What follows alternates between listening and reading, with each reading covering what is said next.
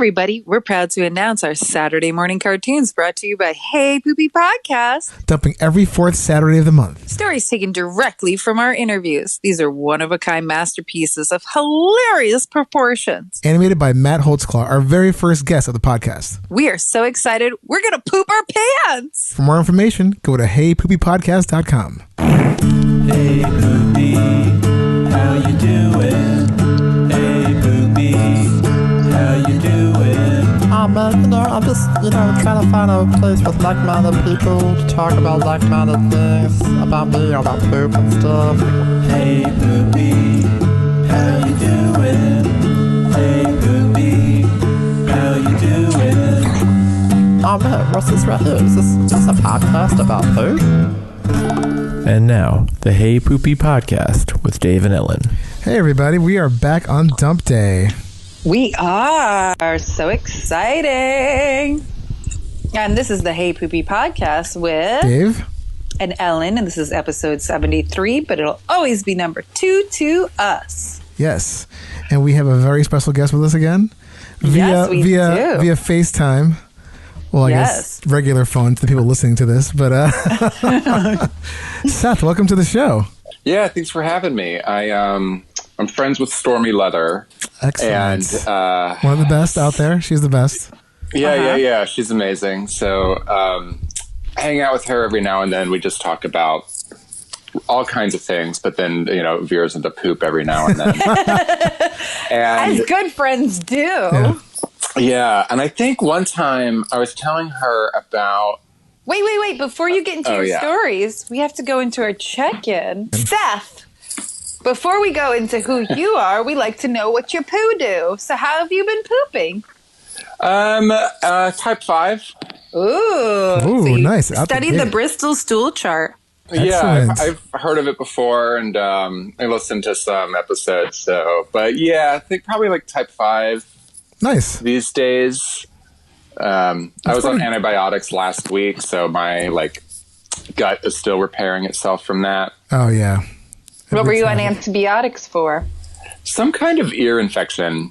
Oh. At least I think it was an ear infection. I've been having a very strange pain on the left side of my face and neck. Oh, I'm sorry. Yeah, it's odd. What are you doing to help your gut heal?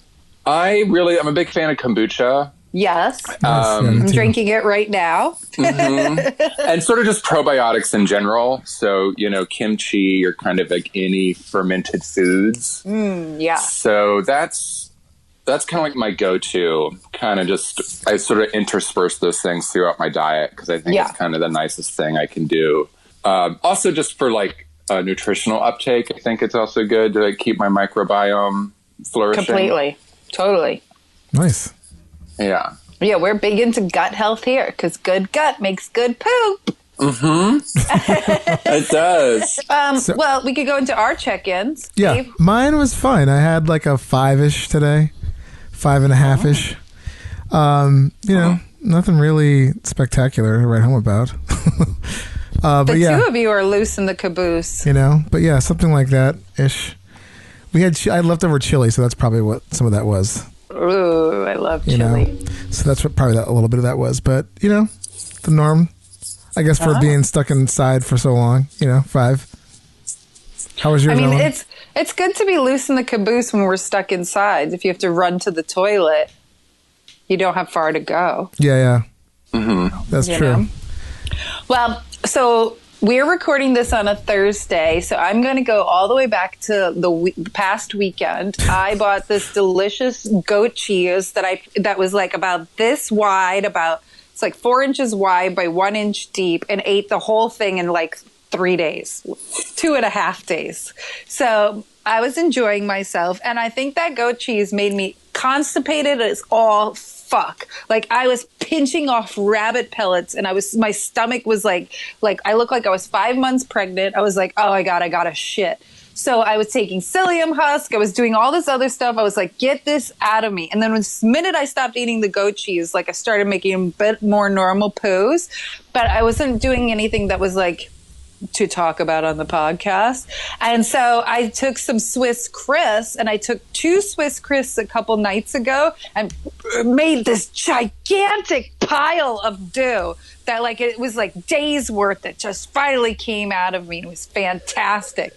But I only took 1 Swiss Chris last night, and today I pinched off a tiny little 3. I'm not that excited. Well, so this seems like there's a lot of activity leading up to that, though. yeah. I mean, like I'm the roller coaster, like up and down, up and down. I'm just done with it. So I'm planning on taking 2 Swiss Chris's tonight because I'm not going anywhere tomorrow. So I can hopefully like do a big elimination. Nice. Well, fingers crossed on that one. Yeah. And no more goat cheese. Oy. Yeah, well, maybe not as much goat cheese. Maybe just like eat like a portion of it. A normal size? Yeah, a normal not size. An entire whatever amount. the serving size is on that. Yeah, I obviously have willpower control issues when it comes to cheese. Well, I think also during the quarantine, it's hard to make good decisions all the time. You know, Yeah. I can take care of 70% of myself, but like a third is going to fall off. Oh, like, for no sure. matter what. So I can sort of shift which third of my self-care I just give up on. I completely agree. Well stated. So, Seth, tell us about yourself a little bit. Yes.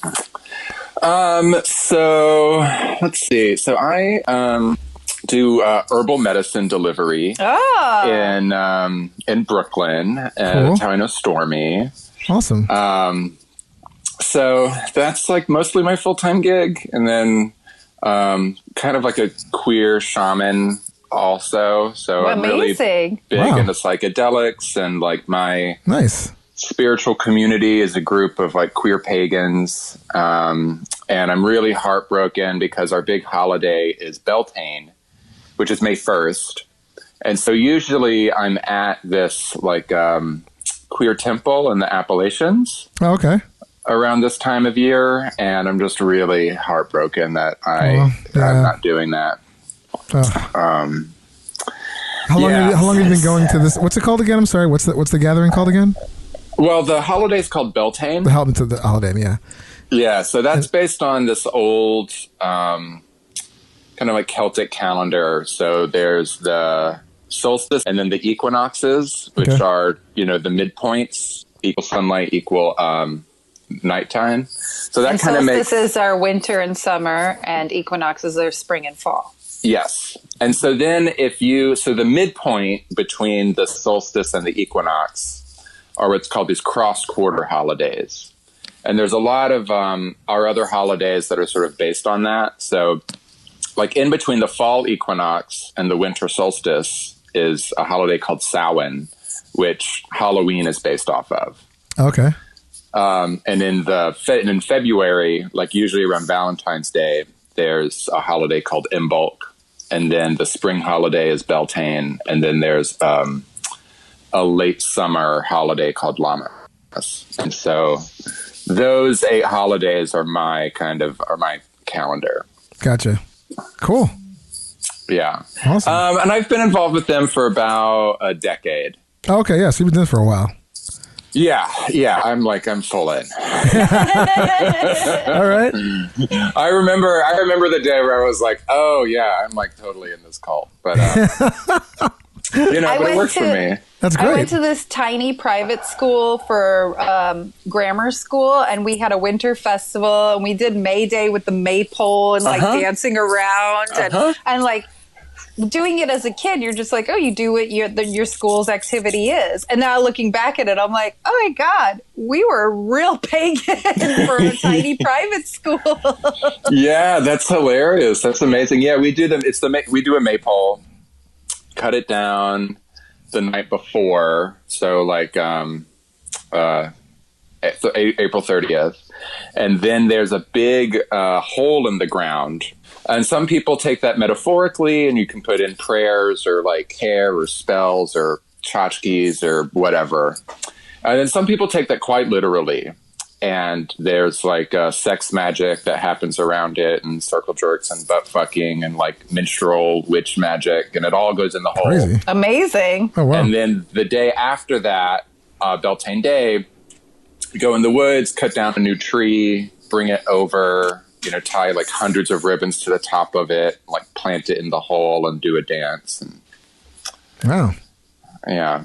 And, but so yeah, I have a lot of stories from that place, a lot of poop stories from that place too. Yes! You're in the woods, there's no electricity, a lot of outhouses, just really amazing to be like in your drag, walking through the mud, and then you have to go sit on like a squat toilet.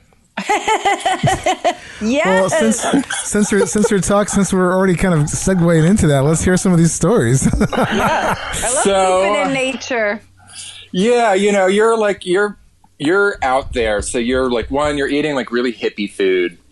So stuff like you're making really voluminous shits. Oh, I'm sure. And is the hippie food like all vegetarian, vegan, like? Yeah, for the most part. So like, so very fibrous. Very fibrous, but also like, some of the water is a little funny. So you get stuff like you can really get something in your stomach that'll like move through you kind of fast. Oh. And then like once, like I really want to design a bottom friendly menu there. 'Cause like, it's all like, it's queer people of all stripes, but like, there's a lot of like sex and sexual expression. And so it's really funny to have this diet that really makes butt fucking even more of a gamble than it usually is. Right. And, no whammies. Right. There's no running water. Or there's like a big cistern, but it's kind of gravity fed, and it depends on like the rain and stuff like that. It's all these composting toilets out there. So some of them are, we call them like woodland shitters. And some of them might just be like a hole in the ground with a tent over it. Mm. And then like the nicest shitter is like a 4-person outhouse. So you kind of just like are sitting like next to your brothers and sisters. And then the most disgusting thing I ever had to do there was, so there's this 4-person outhouse. Yes, I need more details on how exactly that is. How that layout is? Yes. So you walk, it's all wooden. It's a big wooden structure on like, kind of like where like this hilly incline is about to start. So there's 4 squatting toilets, basically like holes in the ground, dug above this like really deep pit. But is there like a partition or wall between the 4, or you guys are like literally next to each other?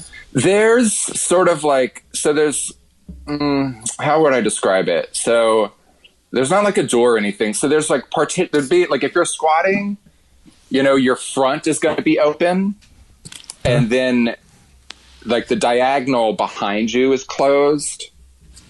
So it's kind of like this. But you're open to the nature. You're open to nature, but also the other people kind of walking in. By. Right. Okay. Yeah. Oh, in. Oh, okay. Yeah, not by. But so you're if you're not like outside of the outhouse, you'll smell it, but you won't see it. Right. But you're not stereo shitting right next to each other. No.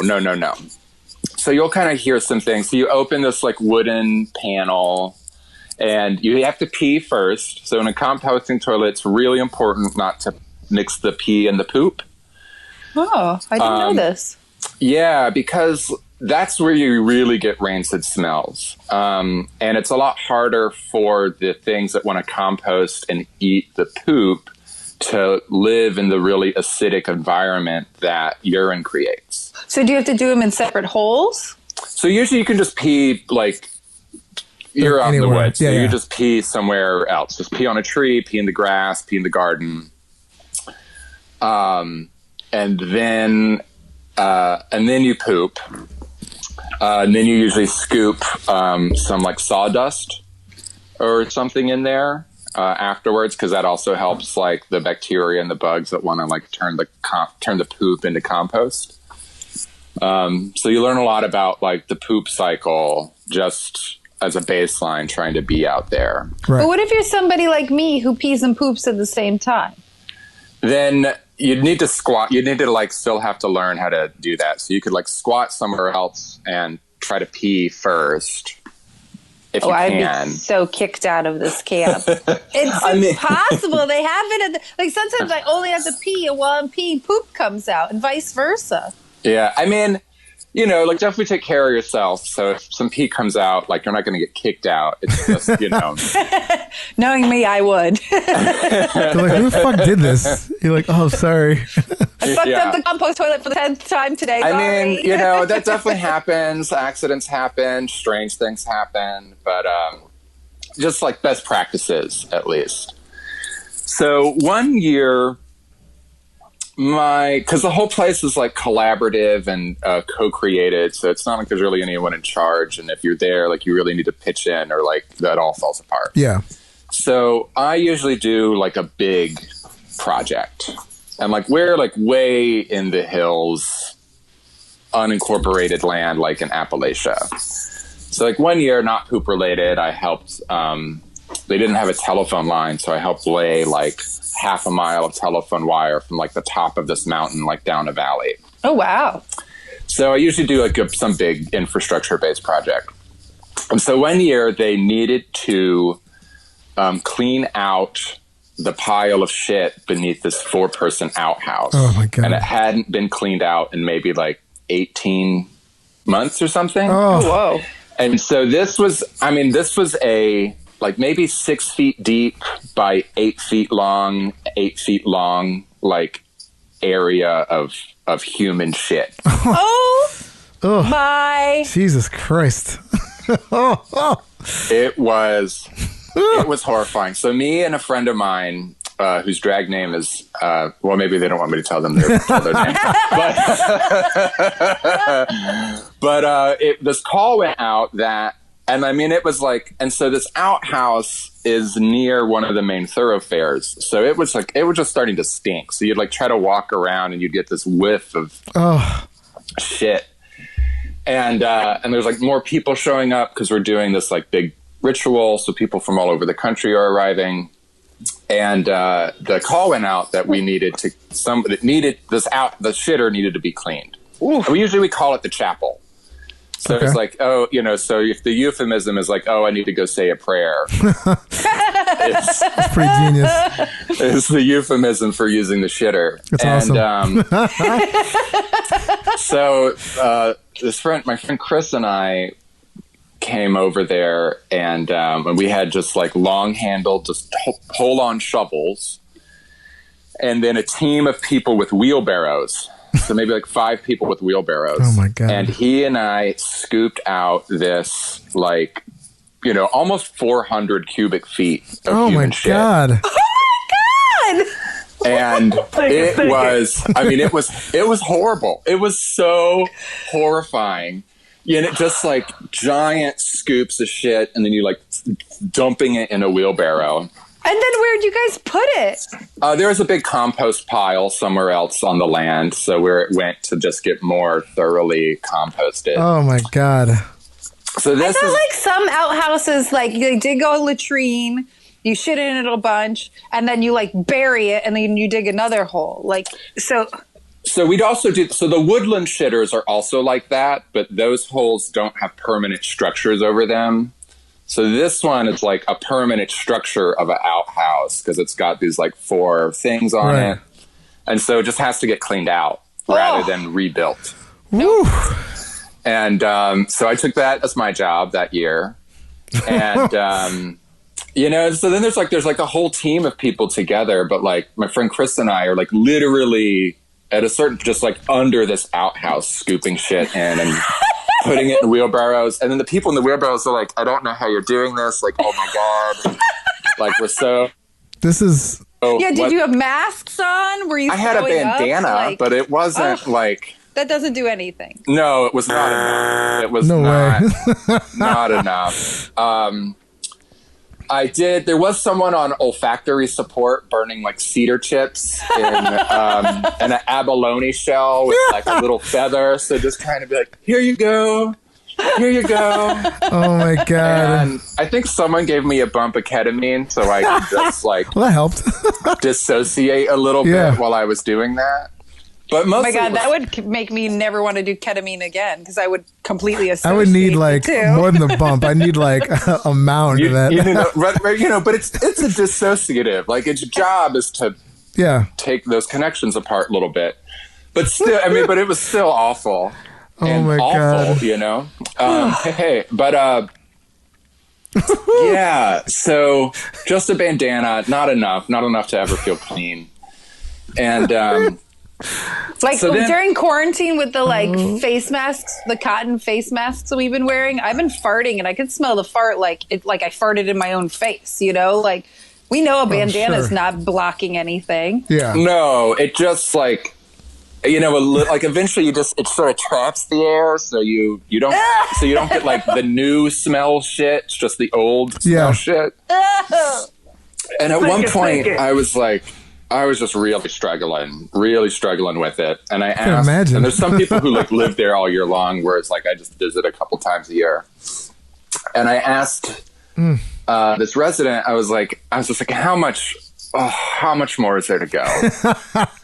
How much more is there to go? And he came over and he looked at it, and this was just so horrifying to me. He goes, you know, you look like you're at about October, and it was cleaned out last August.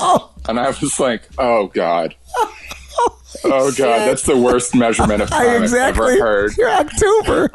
You have like 9 more months of shit to get through. Mm-hmm. Oh my God. Nope.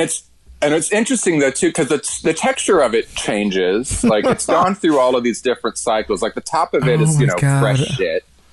And then as you get lower and lower, it's, you know, compacted and has more time. And it really just starts to change into something closer to dirt or soil or mud. But you really viscerally like understanding and seeing this transition from shit to soil is, if it weren't so horrifying, was kind of fascinating to see. Close. Well, if you didn't have to smell it, it probably would have been fine. Yeah, if I had a picture of a cross section, like that'd be cool. Yeah, but it's like Earth strata you're looking at. Yeah, you're like this carbon dating is from. This is from back in August. Yeah, right. Oh, what meals did you have then? Exactly. And you can see the summer shits had more corn in it. Right. It's made it really fresh, a little bit healthier. And oh my God. So yeah, that took a couple of hours, to be honest. You know, and people were impressed and also horrified and just sort of like, thanks, Seth, I'm glad you did that. And I remember like that evening, I saw someone saw me like around dinner, and they go, oh, Seth, they're like, I'm so glad to see you smiling. They're like, I walked by you while you were scooping that shit out, and you had a look on your face that I wouldn't want my worst enemy to have. Yes. I was like, oh yeah, probably. Yeah, I mean, God, if it would be crazy if you were smiling. Who would be? No one would like that. There's a person out there. I mean, probably. Actually, I take that back. Yes, I take that back. There is people out there. We interviewed a dominatrix who has her poo guys. Yes, they would be smiling. Oh yeah, you know, and probably a lot of them are in Berlin, but you know, there's someone out there. And the Germans and their Scheiße. Yeah. There's also a lot of clowns in this place, a lot of like sacred fool magic. Oh. And that actually sounds like my worst nightmare. I don't want to judge, but clowns, they're not like, I'm not into clowns at all. Yeah, some of them are. But one of my friends, he's very clownish, and he used to do this shithouse ritual. And so he would, I want to say beat his face, but, you know, like get himself up in makeup. Right.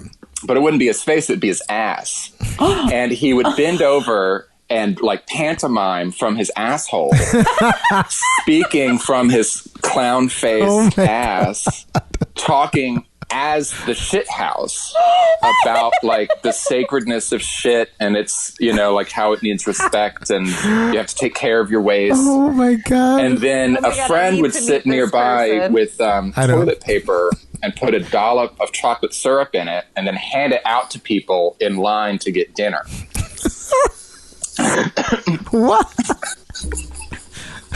Oh my God! I need to meet this person. He sounds like our mascot. Oh no, I don't want to meet this person. Oh my God, that's horrific. Yeah, so it's a really special place. Maybe, and what other? So there's a lot of funny moments you have, and everyone has to deal with this in different ways. I'm Some sure people are like fully disgusted. And, or sometimes you'll be like on acid and in drag, and it's in the night, and you have like one little headlamp, and you have to go to one of the woodland shitters and just try to like figure out your life and yeah, try to be clean, but you don't really sure. You don't know if there's like stuff on your hands, but maybe you're tripping really hard, so you're still not sure what the fuck's going on. So you just do your business and get out of there. Yeah. And hope you're okay. Say a Maybe prayer. Like, yeah. Say a prayer. Yeah, you're like, let's see. And then, yeah, I did ayahuasca 6 months ago, and I had to go to the bathroom after I threw up. I was like, I peed my pants a little, and I was like, I have to go to the bathroom. And we're in this tiny apartment in Brooklyn, and so they like helped me go to the bathroom, and I'm peeing in the bathroom, and I'm like, I can't leave the bathroom now. Like, I physically don't know how to leave the bathroom right now. But that's in a tiny apartment in Brooklyn. Doing this in the woods, I would have totally gotten lost. Yeah, that happens. That happens sometimes. And but you know, those usually just like try to move more towards the lights and noise, sounds, other cavorting fairies. But speaking, so one time I was there, and so do some like shamanistic work, and I asked a friend if he wanted to smoke some DMT. And so we went to like a certain part of the woods and sat down. So DMT is one of the ingredients that's in ayahuasca. It's a smokable, fast-acting hallucinogenic. And so we're sitting on this like hillside in the mountains, like looking out at the forest. Like it's very sweet and pretty. And he smokes the DMT, and he's in his, you know, he's journeying to like whatever that DMT world is. And someone else walks by kind of at the bottom of the hill, maybe 10 or 15 feet down this incline. And he has like a red plastic water, like gravity douche. Oh. And while we're just sitting there watching, he's just in the woods. He like sets it up on a branch, uses this like long, you know, like a hose. They look like a hot water bottle. It looks like that. Yeah. And he like puts it up his butt and just like fully just douches like very naturally right in front of us while my friend is tripping on DMT. His balls off. And there was something really like hilarious, but also sweet and beautiful about it. Like how completely unselfconscious that moment was for everybody. Yeah. Like we're doing our thing, you're doing your thing. We're sharing this like strangely liminal space with each other. I would look at that as like a sign. I'd be like, well, I gotta be cleaning out my asshole more often. Yeah, right. Note to self. It's like a metaphor for your whole life. You're like, oh man, I really should get my house. Take care of your shit. Yeah, get my house in order. My favorite line in any movie ever was in the Batman that came out in the late 80s, the Tim Burton Batman, when the Joker says, "This town needs an enema." I like that. So I'm always like, yes, this town needs an enema. Oh God, it's so funny. I still think I'm just trying to picture that. Oh my God, just the thought of like digging to that trench. I'm back in the trench of like shit. It's just like it just sounds like a nightmare. It was horrible. I mean, all week long afterwards, I was like, listen, you don't want me to wash dishes. You don't need me to cook dinner tonight. You remember what I did? Yeah. And then I'd be like, listen. You're like ground zero of the salmonella. I would say that's carried enough favor for a year. I'd be like, you know what? Yeah, when I was, and I'd be like, yeah, I took care of your shit. Yeah. I don't mean that metaphorically. I mean, I literally picked up your shit and put it in a wheelbarrow. Yeah. Moved it. So, oh my God. Well, you, my friend, you are a true saint, because that is like, most people would not do that. So I mean, I'm aware of that. That's part of like why I did it. Like, it's kind of easy for me to do work that other people won't. And I'm fine with that. Yeah. Like, I really am. So, and if I can do that, then great. Like, the community needed it. And like, that's what I'm there for. Right. Well, again, thank you for your service. We weren't even there. I wasn't even there. And I'd be like, I just feel like I needed to like, thank you, or salute maybe. I don't know. Get a medal. We're dying on the podcast to interview somebody who runs a porta potty company, or just like, what do you do with porta potties? Like, you know, how do you clean them out? How do you, all that stuff. So you're the closest we've talked to is something in that similar realm. Yeah. Well, at least in a porta potties can be like well, I don't know. I guess like underneath the outhouse, it's just like it's like a porta potty's worth. Like, if you filled the entire porta potty top to the ceiling with shit, it was like that much. Oh, wow. But you know, that blue solution that's in a porta potty is so toxic. Like, you can't just dump that anywhere. Yeah, you exactly. know, at least where you were cleaning out, it's like smells terrible, but at least it's natural. Yeah, it's not leaching into the earth. Yeah, well, and that's what I can really appreciate about it, because it seems realer to me. I kind of have a taste for the macabre, but I also have a taste for like direct experience. Like, I don't like I think part of the problem with consumerist American culture is we have this idea that once you can't see it, it doesn't exist. Right. And that's what we do with all of our waste. Oh, completely. It just gets flushed away, and now you just don't have to think about it anymore. I would like somehow to like tie these pieces together. I think that's where ritual is kind of a really interesting tool to make us pay attention to the things that we don't want to pay attention to. And so like with my friend who does this shithouse ritual, I've thought about that in different ways. And I've wondered about like, it'd be really interesting to do rituals here, like at a wastewater treatment center. Because if you want to, in the same way that like the quarantine is showing us that like what is really truly essential work, and it's not the things that we glamorize, it's the things that we dismiss. Completely. And like what is real, some of the most important parts of like New York City infrastructure, like it's that wastewater treatment plant. Yeah. I live like half a mile from it. So yes, it is extreme. And that's why I yell at people for flushing baby wipes. I'm like, people don't fuck this shit up, especially during a quarantine where people do not need to be going out and fixing things. No, absolutely. And that's not the way. If you want to pamper your butt, like, get a bidet. Yes, you're preaching to the choir. Yes. Amen. Amen. Yeah, we know that. So, literally, you're literally preaching to the choir. Yeah. We say it on every episode. We both own one, so it's worth having. It's great. My favorite toilet ever was in Hawaii, and it was this kind of like outdoor. It's like not fair to call it an outhouse, but it was just kind of like you like walked outdoors, and it's it was like laid with tile but full of orchids, and it was just a hose. Like a really pleasant hose and a hole in the ground. But I was like, this is the nicest, cleanest thing. Like I feel so refreshed. Nice. Feel connected to these orchids and these plants.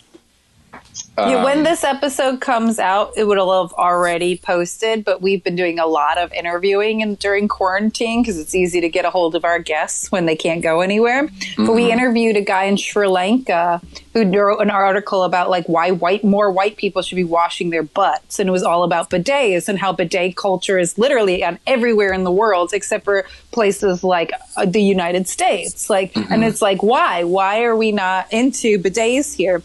But it's like, it makes so much sense. You should be using water on your butthole. You don't like do anything else that's gross and like just wipe it with a dry paper towel, like you don't cut up raw chicken and then just wipe your cutting board with a dry paper towel. So yeah, wash your asshole, people.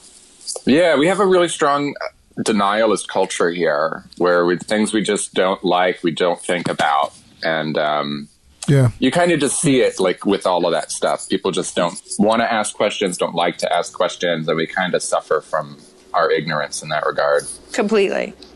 So yeah, hopefully, well, especially with all the toilet paper hoarding and people running out of toilet paper, people are learning how to wash their butt. You'd think, but who knows? Seth, do you have any other stories for us, or should we go into asking you questions? I've got plenty. I mean, sure. Like, you could keep going. What you've brought so far has been just pure gold. Well, I probably started with, I definitely started with the most extreme, but I do have a couple of other stories that stand out. Like, because there's different ways of, poop is universal. It happens all the time. So there's a lot of different ways it can be awful. Like, that experience was terrible, but it's a different kind of terrible than, like, shitting yourself. Yes. And it's a different kind of terrible than being, like, on the toilet and your stomach hurting a lot. So there's just different ways that it can show up. But maybe the most, like, angry, frustrated poop story I have is I was in Beijing. And I had to use the bathroom. And so there was a giant public toilet hall there. So huge, long, basic brick concrete structure. And it had probably like 50 squat toilets, like in 2 rows. Okay. With no wall? So there would be like a wall to your left or your right, but not in front of you. Gotcha. Whoa. And then you would be facing another person. Squat toilet. Yeah. Oh my God. And it's huge. So I go in there. It's mostly empty. I go in there. I pick some spot in the middle. And I'm kind of staring down. And it's a long drop. And it's just, you're dropped. And it's just one giant cauldron, basically, of feces from one end of the structure to the other. And I remember it's not like there's no running water underneath it, right? No. Like you can smell other people's feces. Yeah. Yeah. And I was just staring down in there, and I was like, if I fall through this hole into that, like, I would rather die. Yeah. I'm with you. Out. I'm with you on that Completely. one. It would ruin you when you came out. You'd just be a different person. It would be so terrible. It would just be, it would be so bad. You'd have nightmares about that forever. And so I'm staring down at that thinking, it's like, God, I really hope that doesn't ever happen to me, or that doesn't happen to me right now. And someone else walks in, like presumably a local Chinese guy comes in. And of all the places he can sit, he decides that he's going to sit directly across from me. Of course. Oh, my God. You're like, really, man? What's that? You're like, and I'm sure in your head, you're like, really, man? Like, you all the... Yeah, like, why? You're like... So, but he's pretty happy about his decision. And so he squats, I'm squatting, and he's just sort of staring at me, just like watching like a white guy shit. And it's like its own game of chicken. Well, he's probably checking out your technique. He's like, yeah, I wonder how this guy does it. Yeah. And also like, I didn't know white people shat too. Yeah. Like, look at this. And then he gets this, like, I can just see the idea, like splash across his face. He goes, oh. And he, like, fishes down in his pocket near his ankles and pulls out his cell phone and starts taking pictures of me. What? Squatting and shitting. That's illegal. Who cares? I'm sure he doesn't care. Yeah. You think he's thinking that as, like, oh, this may be illegal. It's just like... Yeah. Oh, my God, what an asshole. Yeah, this was 2006. So he had some, like, flip phone. And has just, like, even in some ways, like, I exist to him. He's taking pictures of me, but, like, he just doesn't care whatever I'm going through. Like, is so unbothered at even the idea of how I'm going to react. It's like you're an animal in the zoo. Like, he's like, I've never seen this before. I'm going to take a picture of it. Basically, yeah. So I just got so upset. And I was thinking, like... As you should. I would have been. Like, what the fuck are you going to do with that picture? You're just going to show it to your friends later? He's like, guys, check this out. You're not going to believe what I saw today. They're like, oh, wow. Yeah, he realized, he was like, I'm going to tell my friends I saw a white guy shitting, but wait, I need the proof. Yeah, and my Mandarin is terrible, so it's like I couldn't even really, I could like be loud. Yeah. But I couldn't really communicate anything that, I was just like, I have to get out of here. I have to get out of here before I get so mad I fall back in the shit. And I just like, I'm still probably a little mad about it. And I'm just like, why? I'm baffled. Maybe not mad, but baffled. That's so fucked up. It's like he had some kind of weird like scavenger hunt. Scavenger hunt. Thank you. Oh my god, like a scavenger hunt. He's like, oh, white guy in the toilet. That's got to be at least 100 points. That's like crazy. The closest we've come to a story like that in on the podcast was also took place not in the United States, but our friend Fancy Feast told the story of her friend having explosive diarrhea on this like biblical thing, and she said that like when she was done, she realized these guys on horseback had their phones out taking pictures of her. Yeah. So other cultures like taking pictures of people shitting. Yeah. They have no problem just showing it to people too. That's even crazy. Yeah. You're like, hey, check this out. I'm like, okay. So are you guys familiar with shelf toilets? In Germany, yes. Yeah. Dave has been to Germany, but he doesn't remember seeing it. I remember seeing it, but maybe I just blanked it out. But I mean, obviously I must have seen it, but just we're kind of like, oh, why would I? I Googled it and showed you. I know, exactly. No, I mean, I know what it is. There's no way. Actually, the hotels we were in or the places we were in didn't have it because I would have noticed like my shit just sitting on a shelf. Yeah, your hotels specifically would not install those. Yeah. You need to be at a certain part, especially, so it's like West Germany wouldn't have had them. East Germany would have had a lot more. And so the farther you go into the former USSR is where you'll see more of them. Gotcha. So that's how, so it's telling a story to Stormy about shelf toilets. And that was how she originally told me about this podcast. But yeah, so I did, at one point I had done an exchange program in Germany, and just getting used to those shelf toilets is really, I just don't understand why. Like, why would you want it? Like there's such a huge amount of skepticism with trying to poop on that, because you're immediately afraid you're going to get backed up. Oh yeah. Mm-hmm. Like really physically just backed up. And then you don't want to wipe because you want to like move away from having your hand hit it. Yep. Yeah. None of it makes sense. And then they'll even but also like water muffles the smell so much you don't even know it until you shit in one of those like shelf toilets and you're like, whoa, I thought my poop smelled before, and now it's just like right in my face. Yeah, it's right. And then when it flushes, you know, the trickle comes from the back and it just sort of shoves the poop off the shelf. Yeah. And then you have just this like giant skid mark. Yeah, it makes, I mean, logistically, I don't understand. I mean, I guess people like they were supposed to be installed to inspect, but who wants to really inspect your shit? Like, I don't. The Germans. Yeah. I think there's some sadistic motherfucker designed that. Yeah. It's like everybody's going to be into this. Like no one's into it.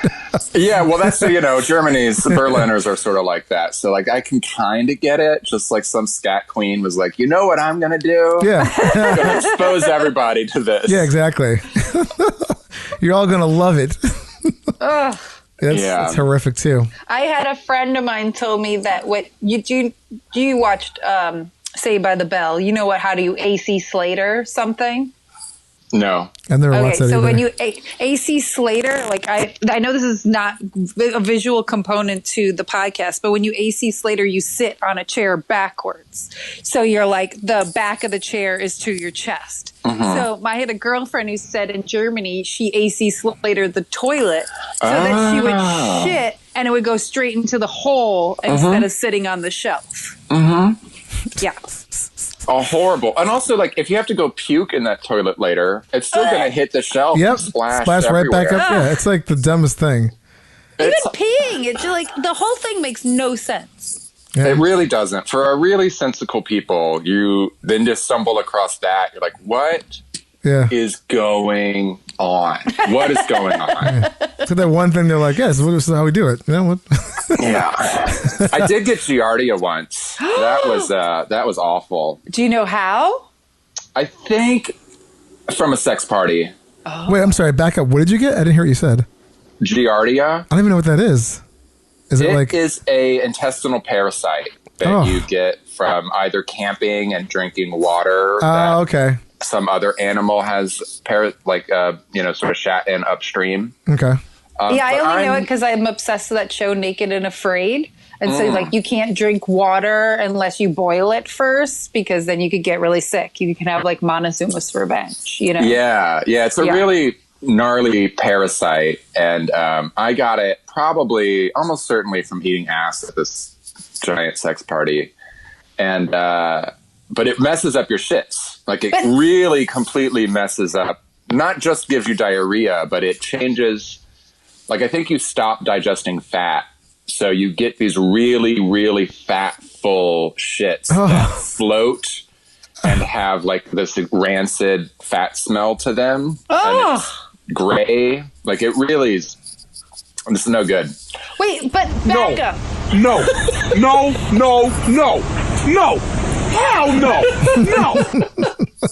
No, but back up. The fact that some friend of yours let you eat out his butthole when he probably knew he had this problem, that people like that should not be going to sex parties. I'm sorry. Maybe he didn't know he had it. Or yeah, he did.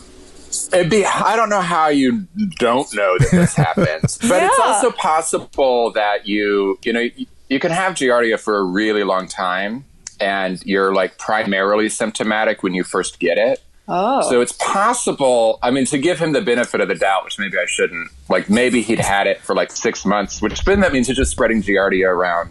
Yes. This is crazy. You know, for the fact you're not the only one who's down there. Like, I know. Well, that's like when I went to the doctor, they were like, do you have sex with men or women? I was like, men. She was like, you probably have Giardia. She was like, you either get it from wilderness camping or, being a dirty, faggot. Wow. And I was like, well, I do both of those. So you're like, it's 50-50. I don't know. Yeah, like maybe I got it from this outhouse, but I really tried hard not to touch my face. Oh my God. And we've learned in the time of Corona that rimming is like, you can get Corona from poop. So rimming is a no during Corona. It's really fun, but I do understand the downsides. It's like a pro-con list. You're like, I don't know. Yeah, well, it's also where it teaches me, like, I'm not rational. Like, rationally, I get it. That con list is large. Completely, it is, yeah, no. But when you're in the moment, item on the pro list is really what I want. Yeah. So you're like, let's just move this over here. Bam, done. I know. We've interviewed Dave's wife and my partner have been on the podcast together, and I was totally ripping on my partner because he eats my ass, but then he's like so disgusted that we even have this podcast, and I'm like, dude, you can't be such a hypocrite. And he's like, well, I mean, just because I eat ass, like, I don't eat the brown spot of a banana. None of it makes sense. Hey, man, when you're in the moment, you're just like, well, whatever. I'll take a roll of dice here. Exactly. Oh yeah, it's true. Once there's like an erection involved, like I just like your brain just like whatever. Yeah, that's just not what's making decisions anymore. No, exactly. Your brain's like, it's like out to lunch and it comes back. It's like, what the fuck happened? Yeah. You're like, look, man, some stuff happened. You're like, look, it's all feeling good. That's all. That's all you need to know. Yeah. It's all pleasurable. Been some misfires with that, certainly. Yeah. What do you mean misfires?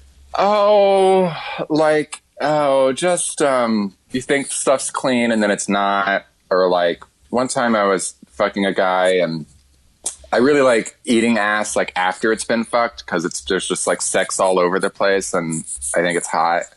And I like felching a lot, but I don't like scat. And but I was fucking a guy and I pulled out really fast and then I leaned down to rim him, but a whole bunch of I just had like tapped into the well. And just got a full mouth of Santorum. gargle amount worth of Santorum in my mouth. And, No, God! No, God, please, no! No! No! I am disgusted, and so we interviewed this porn star the other day for our mini-sode, Ryan Keeley, and she was talking about her frothy poop that she got because she had coronavirus. And so when she said frothy, I was like, wait, there's a term. And you just reminded me the term was Santorum. And I was like, yes, thank you. Somebody finally used this after how many 73 episodes on the podcast. We're finally talking about Santorum.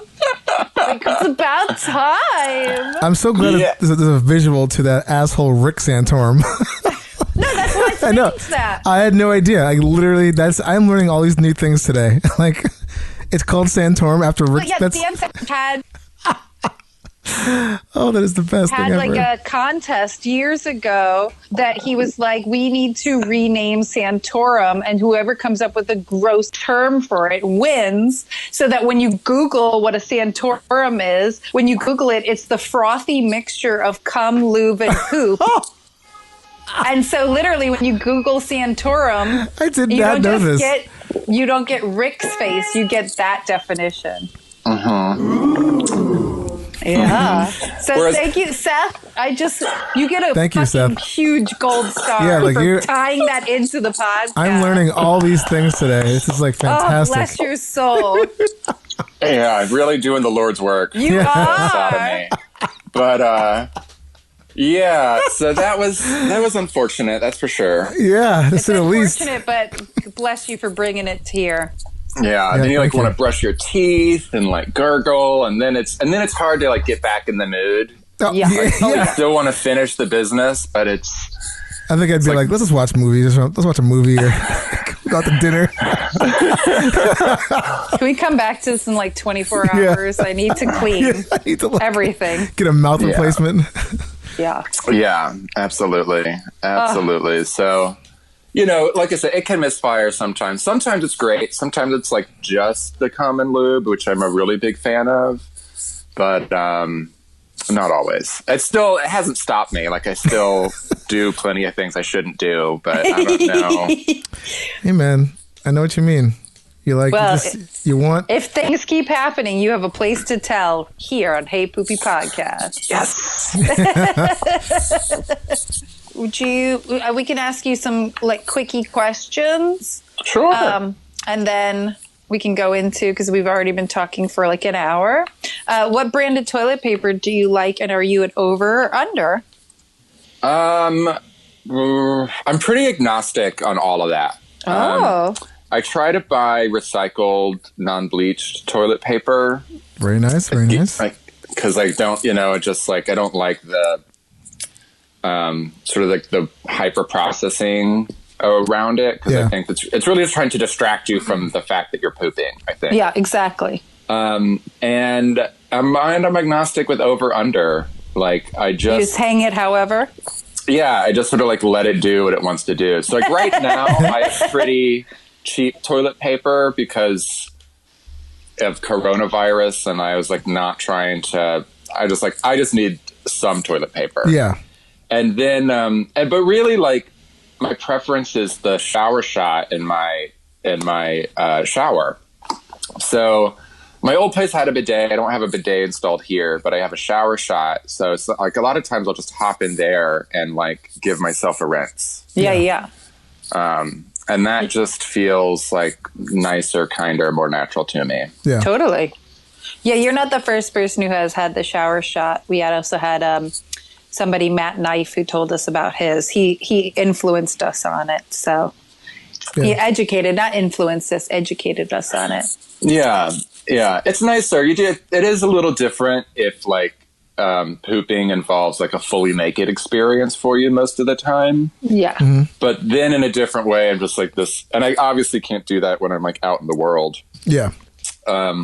But that's how I like to treat myself. But if we're at home quarantined, it's easy to hop right in the shower. Yeah, it really is. And also, do you have any first memories as a kid of poop or farts?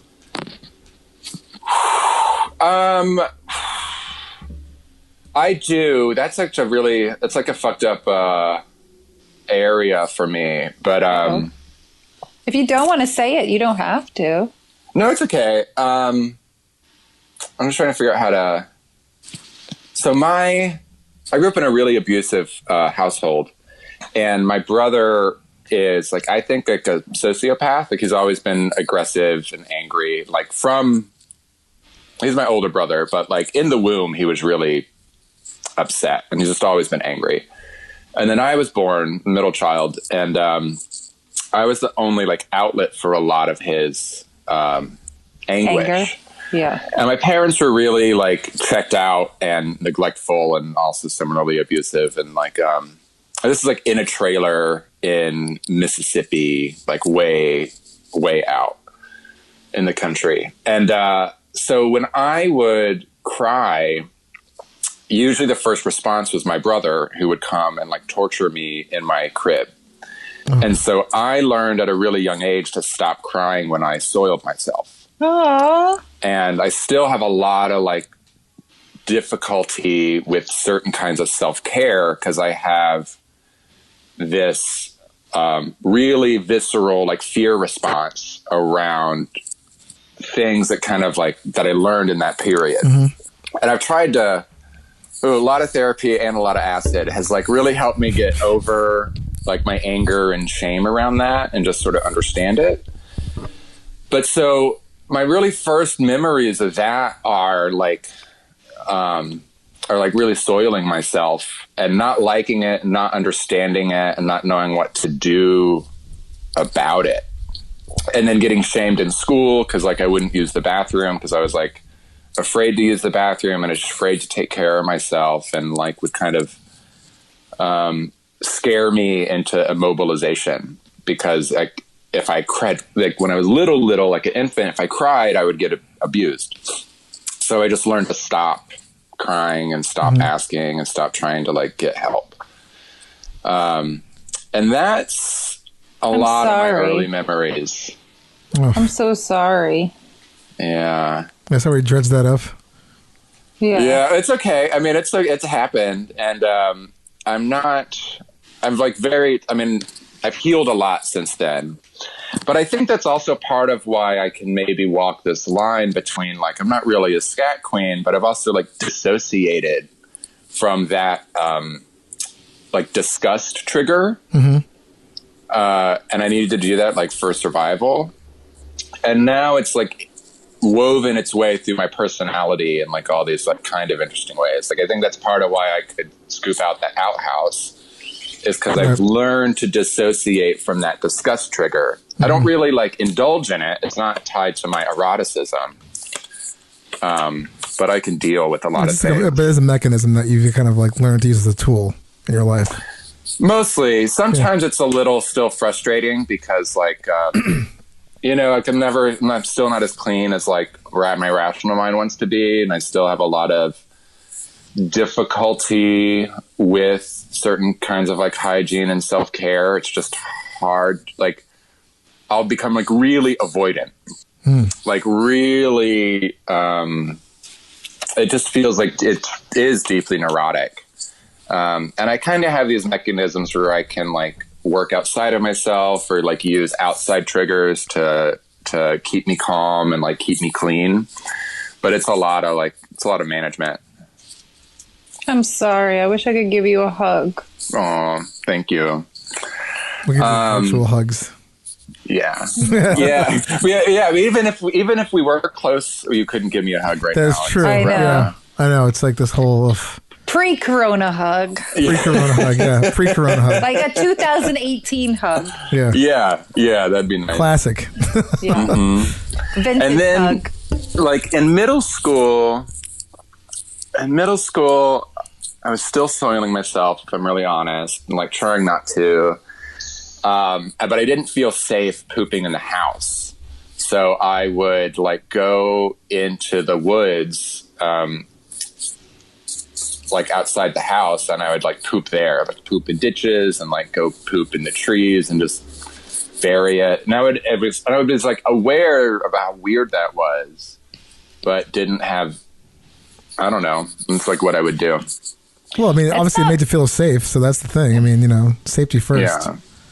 Well, at the time, I recognize that now. At the time, I didn't have this self-awareness because I was like still in this environment and nothing felt safe. Like nothing ever felt safe for me until I ran away. But I was just like, this is really strange. Like, I know this is strange, but this is still like what I'm going to go do. So I was kind of like a weird, very feral child. But at the same time, like, it also explains your connection to nature, That like pooping in the woods as a kid made you feel safer than being at home. So being in the woods as an adult, you probably have like a safety towards it, Yeah, that's very true. There's a lot of reasons I am tied to that place in that queer pagan temple as strongly as I am. And it hits on all of these like kind of unfortunate things that happened to me, but they've been able to be transformed into something that feels like healing and affirming and has like made me fit in there in a way that I just like never would have imagined. And acid and ayahuasca are two things that have really helped me realize that these things I used to be ashamed of and really angry at that happened to me have now become like the most powerful parts of my psyche. Like completely my independence and my ability to take care of myself, and that I'm not really afraid of a lot of things, like all come from the same source. Yeah.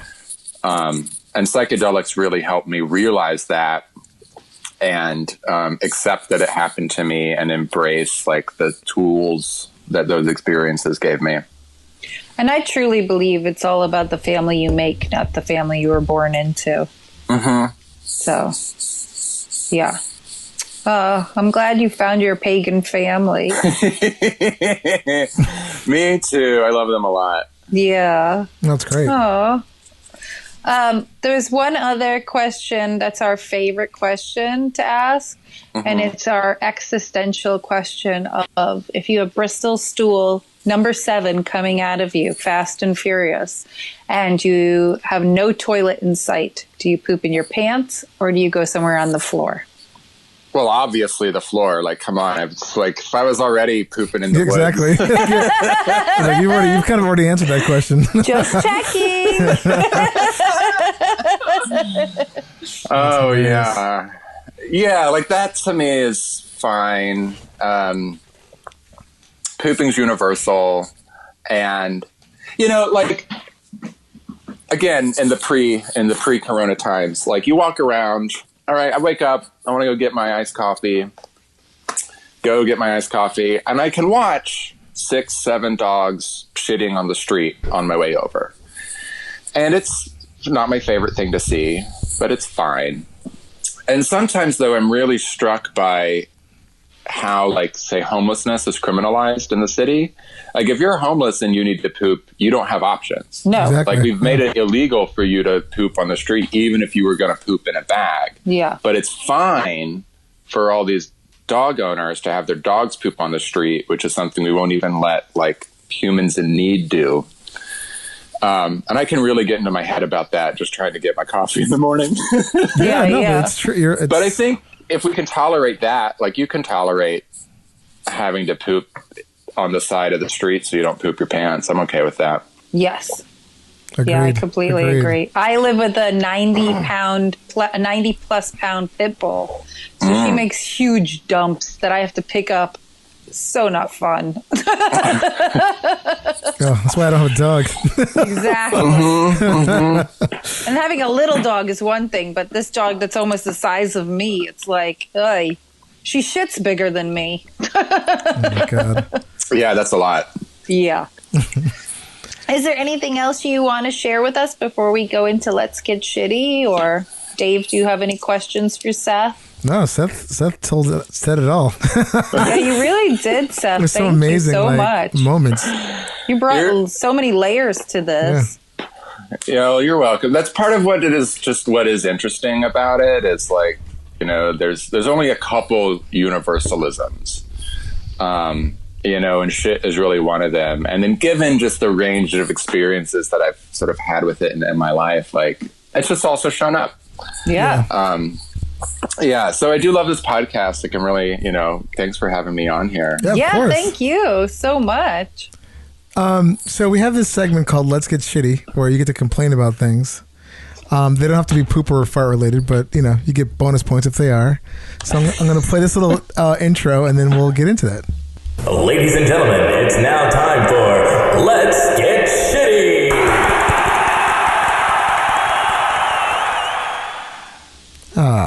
Yes, the complaint department. So, since Seth, you're our guest, if you have something you want to complain about, feel free to go. If you don't want to go first, we can loop back to you. But if you'd like to go first, by all means. It doesn't have to be poop related. Just so extra bonus points if it is. Well, no, the things that I'm frustrated.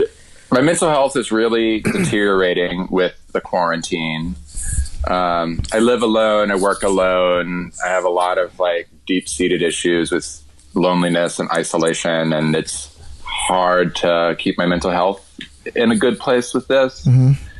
And which I understand. We're all going through it. But I have a short fuse. I'm only a couple steps away from a livid rage to basically every Republican in the country. For you're whom not I alone with blame that. this entire thing on. Yeah, Completely. you're not alone with that. Yeah. I feel myself getting radicalized in a way, because I'm just I just don't have patience. I don't have patience for any of the reasoning behind it, any of the excuses around it, any of the things that are perpetuating it. Mm-hmm. And I don't know how to calm down this rage.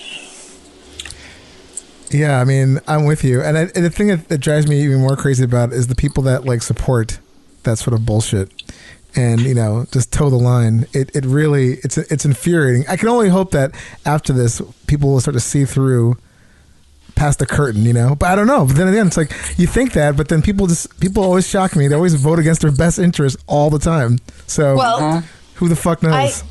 I listened to this great podcast called The Daily Beans, which is political podcast with swearing and jokes. So it lightens the political stuff for me, so it's palpable. And they were telling me about this study that came out where 76% of Americans, and this is not Republicans or Democrats or independents, 76% of them believe the quarantine is working.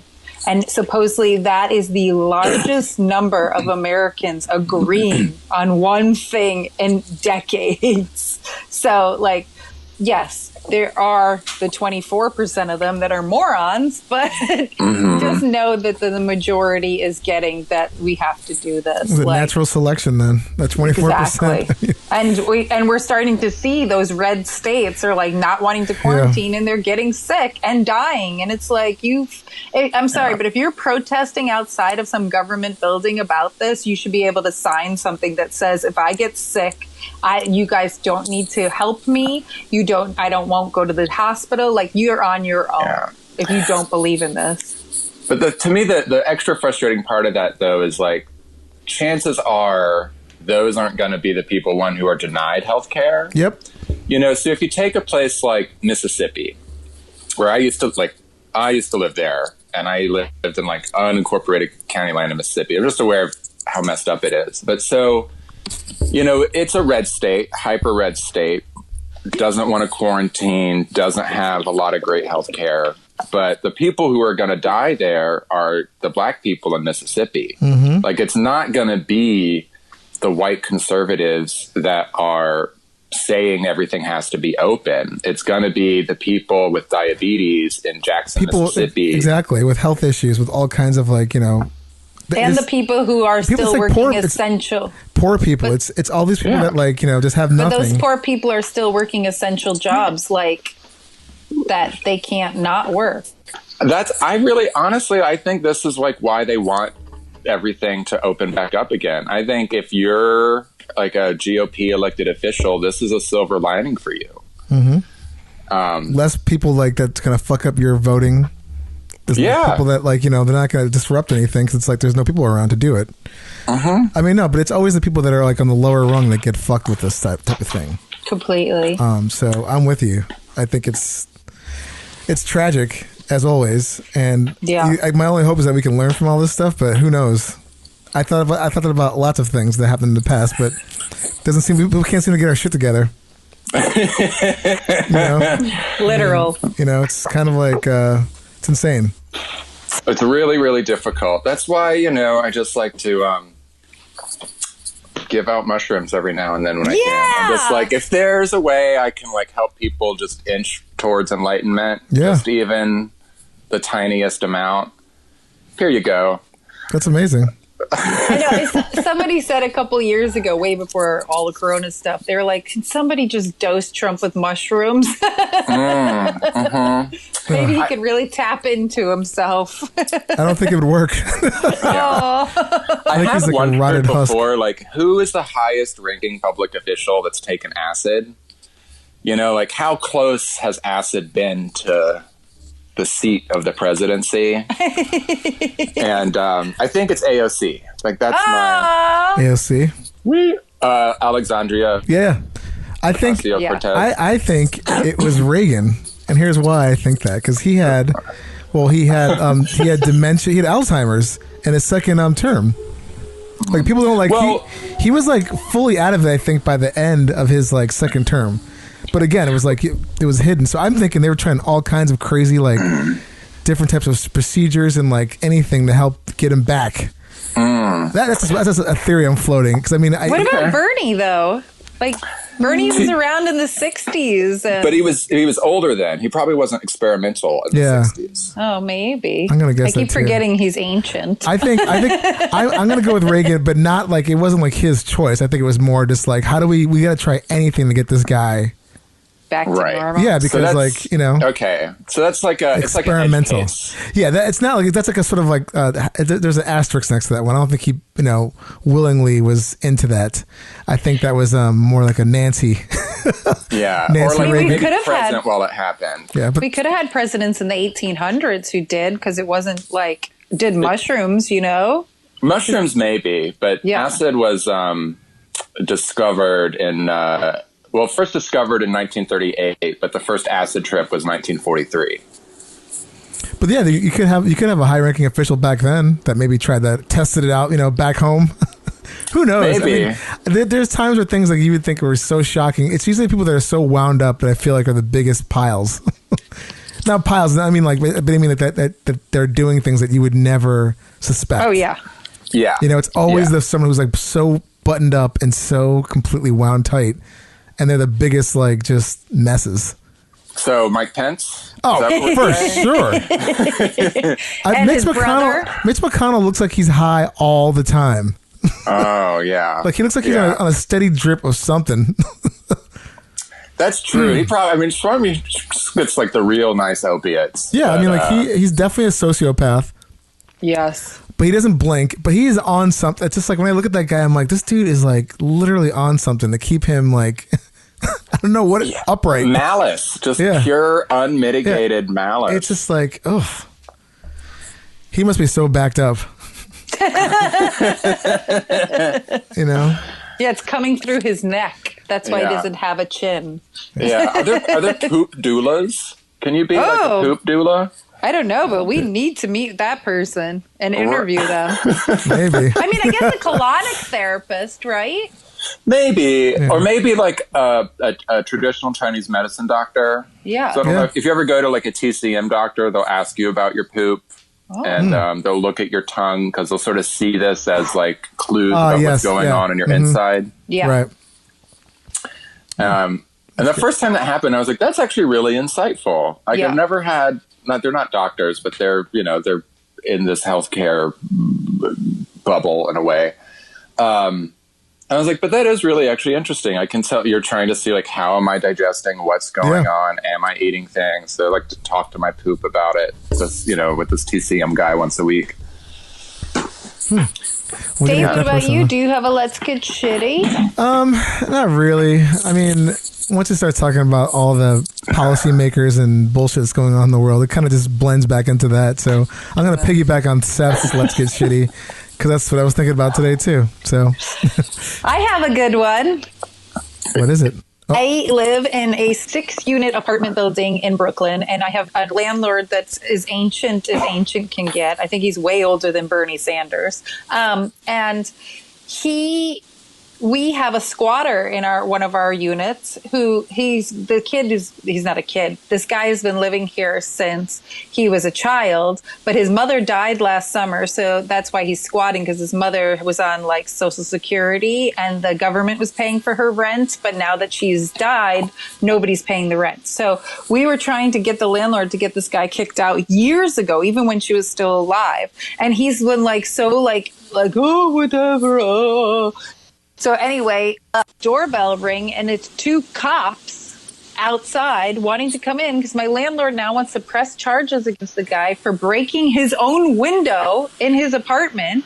And I'm like, really? And I was like, I have a love-hate relationship with police officers, but at this moment I was like apologizing to them. I was like, you guys have bigger and better things to do than deal with this fucking asshole. And really, what can you do? Because they even told me, they were like, yeah, they're letting people out of Rikers right now constantly because of Corona. Like, they can't have these people there.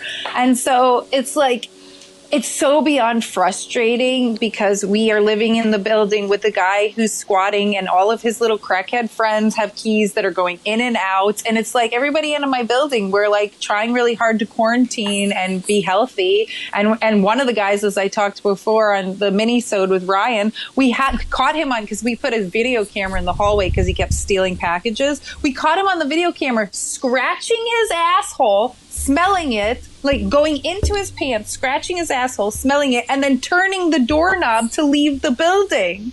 And it's like, I don't want your asshole on the place that we have to touch to get in and out. I'm over it. I'm over this guy living here. And him and his friends are going to get corona and give it to the whole fucking building. I know it. Oof. Well, just don't be around. I mean, it's hard not to, but, as much as you can. No, if we want to take our garbage out or do anything, it's like a double wrap plastic gloves. Oh yeah, I literally walk out with like a wipe, like one of those disinfectant wipes, and I spray everything down every time I walk in and out of my building. But it's like, oh, so stressful. Well, we're gonna flush those problems down the drain. Thank you. There we go. All the problems in the world are solved now. Yeah. If it Just was like only that easy. So I have a little quick story, which does our news story, which ties into what we are talking about earlier in our Let's Get Shitty. So I'll play this little theme song.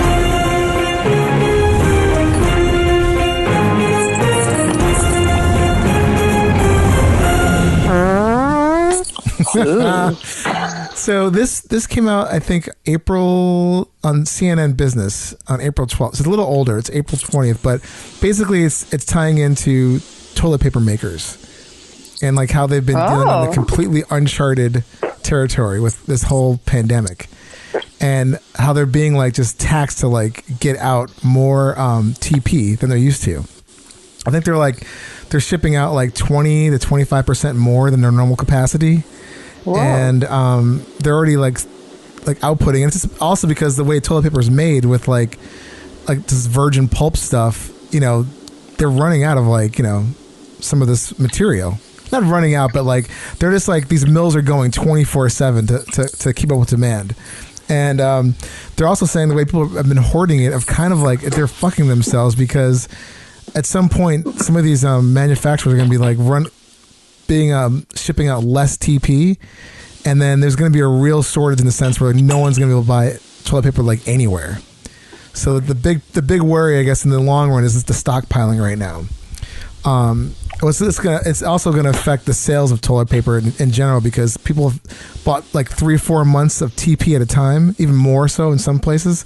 That, I guess like some of these big companies like Markel, they're just going to be like, our sales are going to just wind up, actually, it's great now, but there's going to be a big dip when we kind of start coming out of this. Totally. So they're not sure what's going to happen, if that's going to hurt the business or not. But it's just like crazy that like all these TP is like worth gold now, and the demand is like just seriously out of control. And like these people are working like they're employed, like, plus all these employees are now like like this pandemic is still going on. They're still working. They're running a 24/7. Most of these major manufacturers to get out TP. This is on April 20th. In the article, does it talk about why they're hoarding it? Do they know? No, I mean, there's like no, they don't go into the reason why. They're just going basically on what the market wants. Yeah. You know. Yeah. And like, so even though this whole thing has started like, you know, prior to April 20th, it's just like they're just kind of like doing the research and talking about like what's going to be happening. Yeah. And, like, so it's just kind of nuts. But they're seeing obviously a huge increase. And these companies are just like they can't keep it on the shelves. Like the second like it's off the rack or off the machine, off the, what do you call it, the whatever their little machines are called. The factory line? Yes, the factory line. My brain's not working today. Once it's off the line, then it's just like literally gone. So it's kind of crazy. But I figured that was like a nice little tie-in to what we were talking about earlier. Yeah. This whole TP. And if you just try maybe using bidets, you wouldn't have this issue. Exactly. You know? So look into bidets, people. We say it all the time, but just look into buying a bidet. It'll save you a lot of time and hassle. Yeah. Wash, don't wipe. Yeah. And they're not as hard to install as you think. Super easy to install. Yeah. So do it for your butt. Exactly. Yeah. Do it for the environment. Yeah. So with that little news story, Seth, thank you so much for being on our show. Thanks for for amazing. having me. You were amazing. Yeah, thank you so much. Such a fun interview. I feel like we took a journey. Like a little, you said you're a shaman. You took us on a journey. It was great. Oh, thank you. Yeah, It of was course. educational. You used Santorum. Yes. Oh. You hit all the key points. Yeah. Yeah, thoroughly scatological. Oh. Yeah. Is there any information about where people can find you as far as like your shaman work or like, you know, Do you want any of your socials out there, or you don't have to? Maybe not. I think like that's fair enough. I wanted to, because I looked at some of the questions and I was trying to think about how I could be the most candid for the interview. Right. And so with that, just I think like a layer of anonymity will make me feel just more comfortable having shared as much as I shared. Completely. No, totally. We've had a couple guests that are like that. It's totally fine. I just wanted to ask We're so before. thankful to have you on. I didn't want to seem like I was just like, okay, when you're out of here. Oh, no. I definitely appreciate it. Because it's funny, like, I'm such an open person to have such an underground life. Right. So I just straddle that kind of in different ways. I totally get it 100%. So no worries there. But again, we thank you so much for being on the show. And, you know, I mean, Thank you. When this is all over, hopefully we get to meet in person. And give an actual pre-corona hug, possibly. I don't know when the hugs are going to be back in fashionable again, but when they are, we are certainly going to get one. Well, thank you very much. Yeah, I look forward to meeting y'all and hearing this, and just y'all are doing great work. Excellent. Thank you. Well, thanks again. Yeah. All right. You're welcome. All right. Enjoy yourselves. Be safe out there. Likewise. Yes. Happy pooping, everybody, and toot, toot, toot. Hey Poopy Podcast is brought to you by Perfect 4 Entertainment, produced by Dave and Ellen, with executive producer Stormy Leather, edited by me, Dave. For more information, go to heypoopypodcast.com for episodes, merch, and more. Follow us on Instagram at Hey Poopy Podcast and Twitter at Hey Poopy. Theme song by Jordan Perlson. Hey Poopy.